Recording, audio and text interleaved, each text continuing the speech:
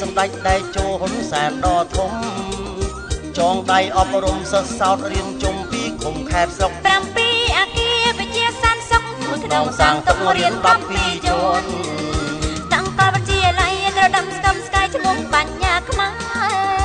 ហេតុអភិវឌ្ឍថែជួយដល់កូនខ្មែរគ្រប់ទាំងតំបន់បឋមសិក្សារចនាសម្ព័ន្ធជារួមប្រព័ន្ធយ៉ាងច្រើនអគាររីឧស្សាហកម្មធ្វើការប្រចាំមាននៅរោងចក្រកាត់ដេរស្លៀកពាក់ហេងអភិវឌ្ឍនអង្គក៏បានបើកទ្វាររោងចក្រផលិតឡានកម្ពុជាប្រសិទ្ធនាមមាថាម៉ាអង្គរធ្វើឡានកាត់ដេរសម្រាប់កូនខ្មែរមានការងារធ្វើ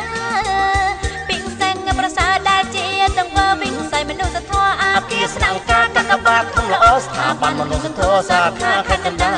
លវិស័យសាសនាវិហារសាលាឧបដ្ឋានចេតិយ